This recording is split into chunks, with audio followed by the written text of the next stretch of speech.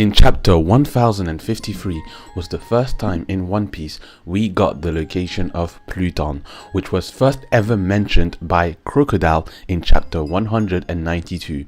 So it took us 861 chapters and 22 years for Oda to finally reveal to us its whereabouts. And now in this video I'll be revealing the hidden secrets of Pluton that no one knows about. So just before we start, don't forget to subscribe to the channel and like the video if you enjoy this type of content. So we know that Pluton is one of the three ancient weapons alongside Poseidon and Uranus, also being labeled the world's most destructive battleship because the destruction capabilities that it has is unimaginable. I believe that Pluton isn't just an ordinary warship.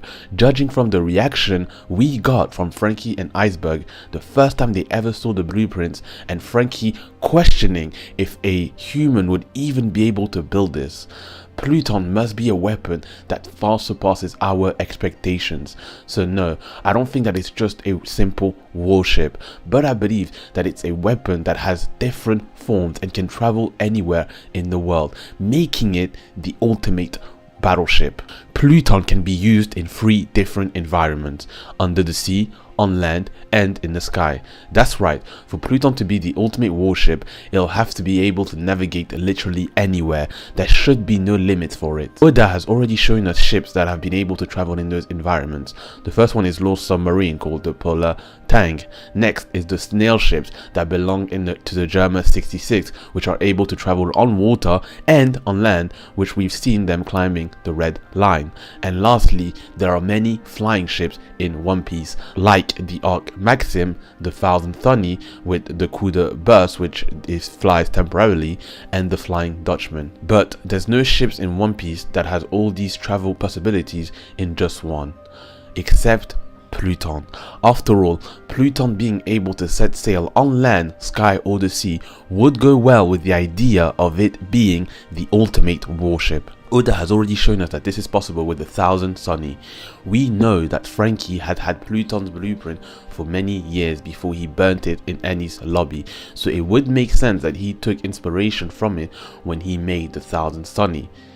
Thanks to the soldier dock system, the Sunny is capable of deploying a tank that can ride on land, and it can also deploy the Shark Submerge, a deep sea submarine.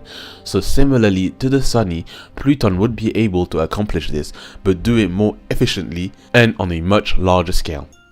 But it's not all.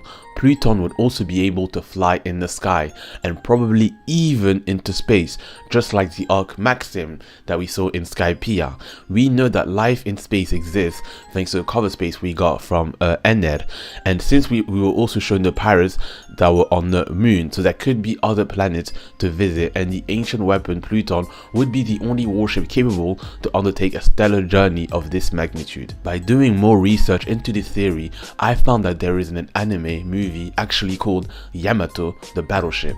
In this anime, Yamato the Battleship can fly and travel into space. It traveled all the way to Pluto and killed aliens with a very powerful blast cannon that was able to cause a huge damage to the planet's surface. Oda obviously took inspiration from this movie to make Pluton, a ship that can destroy a whole country using a single blast and is able to fly. This fits perfectly well with this theory being true, and the name of the ship, which I'm sure you've already realized there, is the same as Yamato Kaido-san, who we met in Wano. But what source of energy could power a monster like Pluton? Well, in chapter 1068, we actually got an idea of this energy. Dr. Vegapunk's goal is to make an ideal world where energy is abundant, free, and available to everyone around the world. He wants to eliminate one of the reasons for war by making energy no longer a primary concern. To do so, he actually wants to rediscover the ancient energy that had been powering the devices from the Void Century. So he needs to leave the island and do far more research to one day accomplish his goal. So thanks to Vegapunk, we know that during the Void Century there was an ancient energy that was used that is no longer being utilized by anyone.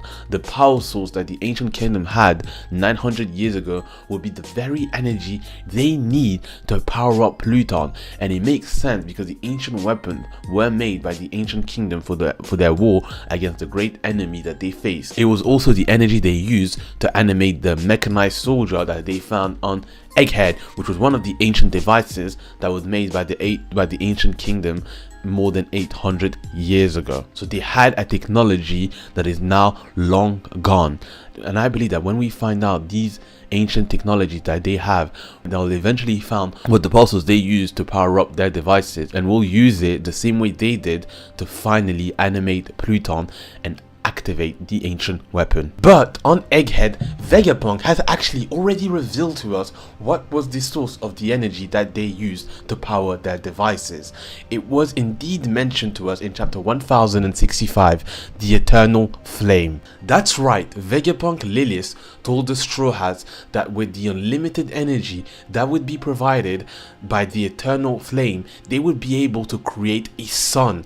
We know that Vegapunk wants to create free energy for everyone around the world, so he decided to look back in the past, and he realized that the ancient kingdom had to have had the Eternal Flame, an energy source that is unlimited, and this energy would be used for Pluton just like it was used to power the giant robot.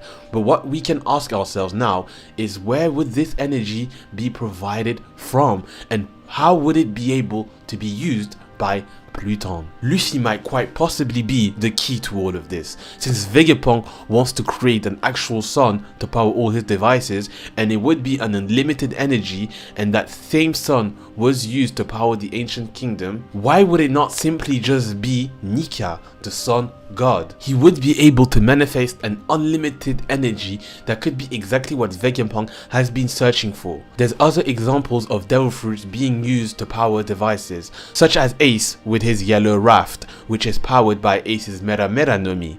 There's also Smoker's bike, which is powered by Smoker's devil fruit, and last but certainly not least, Enel, who used his electricity to power up the Arc Maxim. So knowing all of this, it would make sense that Luffy would be the one that could be needed to power Pluton. Only the Sun God would be able to accomplish this.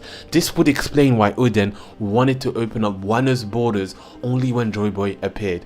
Joy Boy is Nika, and Nika is Luffy. So Luffy was the answer to all of this. It wasn't for nothing that Oden wanted to open Wano's borders only when Joy Boy appeared, because only Nika, who is Joy Boy, has the power to awaken and use Pluton, the ancient warship that is powered by the unlimited energy that is provided by the sun, which is the Eternal Flame. So everything was planned from the very beginning. The ship that was made by an alienated race in technology, and it would be able to lead travelers right into space. Nika would be able to use this ship and deploy Pluton and use its destructive powers. And we can even imagine that Luffy is going to be the one that's going to use Pluton's destructive powers to destroy the Red Line, thus destroying all the borders of this world. Thank you guys for making it till the end of the video. I really appreciate it. Leave a comment, let me know what you guys think about this video. I read every single comment and I'll be responding to everyone. So thank you guys again, and I'll see you guys next time for another video. It's been your boy Scroll62, and I'll see you guys soon. Bye.